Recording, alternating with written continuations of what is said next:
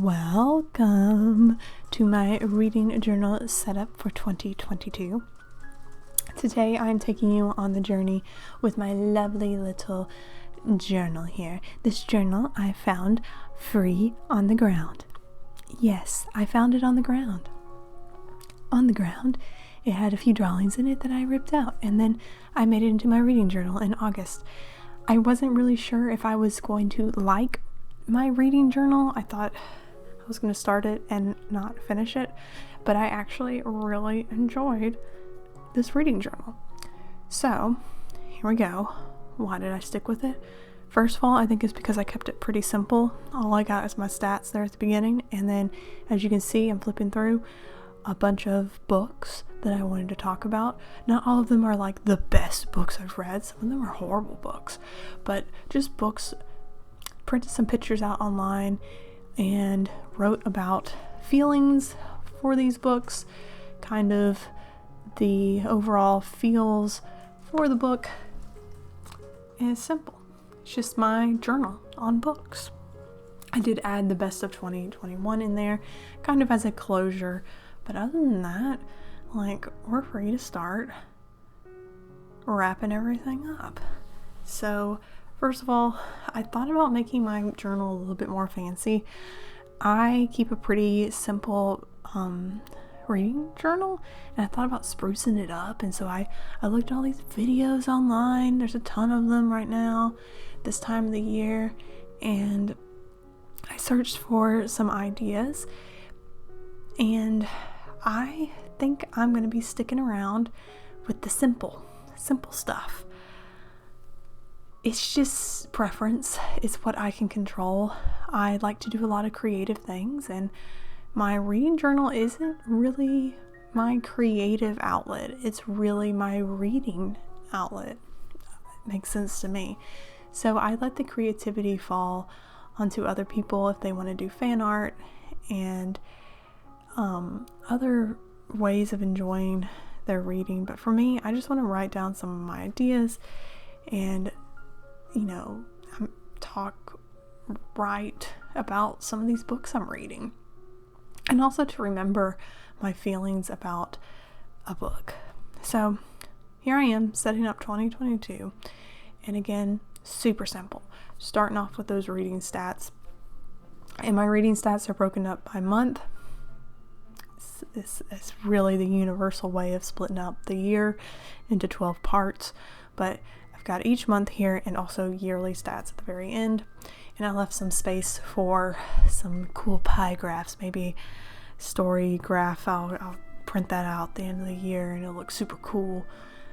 But otherwise, pretty easy stats too, because in the months, all I concentrate on is the number of books I'm reading. I don't focus on if it's an audiobook or a ebook. I just read.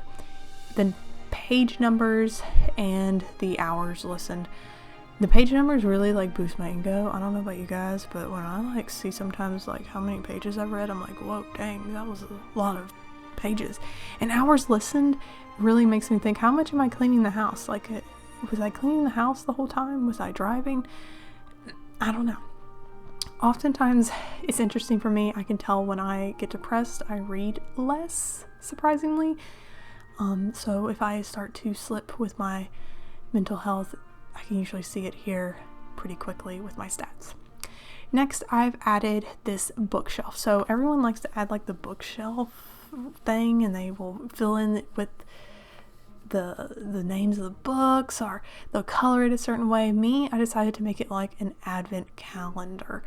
So I've got my books all lined up, 100 of them, and I've labeled them 1 through 100. And as I slowly complete my goal through the year, I will color in all these 100 books until I meet my goal of 100 books.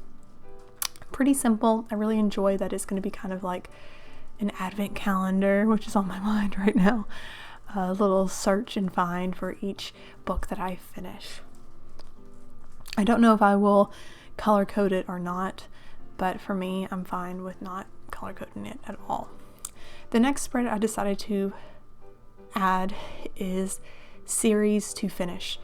I didn't really think much about this when I saw it, and then I decided to like write down all the series that I had started or would like to finish or restart from last year, and it was a lot, and I need to keep up with that better.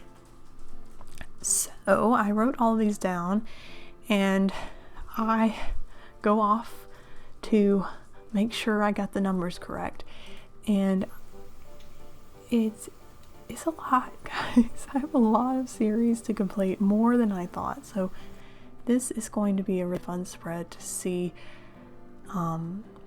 slowly fill up, hopefully, as I continue to reach for these books, and with the goal in mind to complete these series. Some of these series are rereads, like the Graceling Realm. I'm not sure if I want to reread the first 3 books to read the 4th book that came out last year, but I do know that I want to review at least what's going on in that universe so I can come back to the world. Some books are rereads, again, like The Queen's Thief. I'm not sure if I want to reread all of them, but I don't mind. Lord of the Rings is just a reread all around. But a lot of these books are new that I started the first book, or a few of the first books from last year, and I think it'd be good to go ahead and try to finish these up.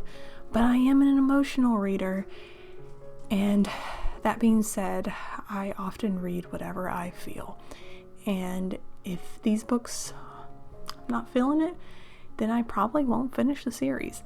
I'm not putting a lot of pressure on this, like the Lady Liberty. I don't even have the second book. It's a French comic series, so I don't even know if I'll be able to get my hands on the book. But this is just for fun and for me to reference and see if I can add more books to it. I might start some series. Anyways, this is what it looks like. Really simple, just kind of like 3 spreads here, it looks like. I got my reading stats. Again, super simple, but super satisfying to fill out. We've got the bookshelf idea, which I'm really excited to implement and color in. I do keep a list of all the books that I read in my bullet journal separate, just because I do want to remember the books that I'm reading within the year of that bullet journal. But I will probably just paste the pictures in the blank pages there, just just the pictures, and of course this series to finish, which I think I'm going to leave another page left because I got some I need to add there. So that's it. I hope you like it. I hope it encourages you to make your own reading journal without the pressures of it being super fancy, and still be super satisfied with what you're making and what you're reading. So see you guys next week. Bye, and keep reading.